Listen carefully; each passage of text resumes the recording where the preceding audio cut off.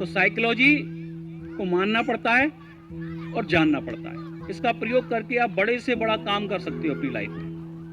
तो आपने सुना होगा ना, 3 ब्रेन होते हैं हमारे, एक तो यहाँ खोपड़ी में लगा है, एक हार्ट में ब्रेन होता है और एक हमारे गट में होता है। हम कभी कभी कहते हैं ना गट फीलिंग आ रही है। आप कभी कभी कोई किसी अपने लव्ड वन का मृत्यु का समाचार सुन लेते हो, आपके पेट में पानी होता है।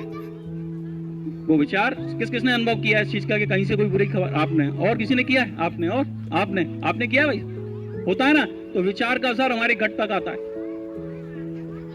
और कोई खुशी का समाचार सुनते हैं तो हमारे रोम खड़े हो जाते हैं। तो ये साइकोलॉजी है सारी दुनिया की। तो हमको ये देखना है कि हम साइकोलॉजी का प्रयोग कैसे कर सकते हैं और अपनी सोच को कैसे हम पावरफुल बना सकते हैं। हम चाहें तो हमारे जो बच्चे हैं ना छोटे छोटे, ये 5 साल और 7 साल की उम्र तक इनका सबकॉन्शियस माइंड एक्टिव होता है। और दुर्भाग्य की बात है कि हमने सबकॉन्शियस माइंड के बारे में ही नहीं जाना।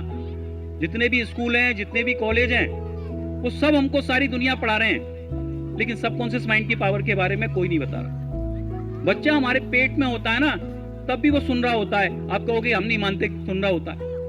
आपने अभिमन्यु की कथा सुनी है ना, उसने जो सीखा कहां सीखा? पेट में सीखा। तो माँ जो सुन रही है वो सारा वो पेट के अंदर बच्चा भी सुन रहा है। और क्या था, अभिमन्यु की माँ सो गई थी, जैसे ही चक्रव्यूह तोड़ने की बात आई थी तो बेचारा मारा गया उसके अंदर। और आज के समय में माओ को क्या चाहिए?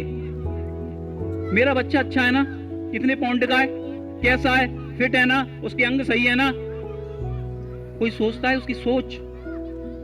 तुमको बेबी चाहिए कि हेल्दी हैप्पी बेबी चाहिए?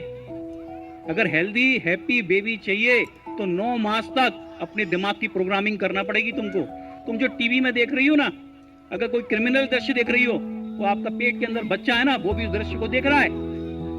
और जब वो बाहर निकल के आएगा और किसी का मर्डर कर देगा ना, तुम कहोगे यही तामील दी है क्या मैंने? तो तुमने तामील दी कहां? पेट के अंदर। तुम जंक फूड खा रहे हो ना, वो बच्चा भी तुम्हारा जंक फूड का शौकीन हो जाएगा। अगर तुम प्रेग्नेंट हो और मोबाइल चला रहे हो बहुत ज्यादा, तुम्हारा बच्चा भी एडिक्ट हो जाएगा। तो क्या किसी को ऐसी संतान चाहिए होती है? नहीं चाहिए होती है। लेकिन पालना तो हम उसको ऐसी ही देते हैं और फिर कहते हैं पता नहीं ये कहां से हमारे यहां रावण पैदा हो गया। रावण करा कौन ने पैदा? हमारी सोच ने किया ना।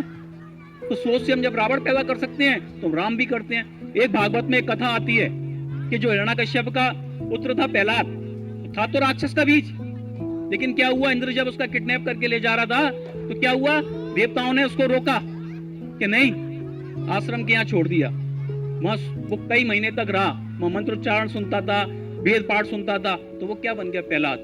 मतलब इससे क्या पता चलता है कि बीज भले ही राक्षस का हो, लेकिन अगर उसकी 9 मास तक पालना अच्छे वातावरण में होगी तो वो राक्षस का बीज भी देवता के तुल्य हो जाएगा। वरना क्या कारण था कि हिरण्यकश्यप के यहाँ प्रहलाद पैदा हो जाए?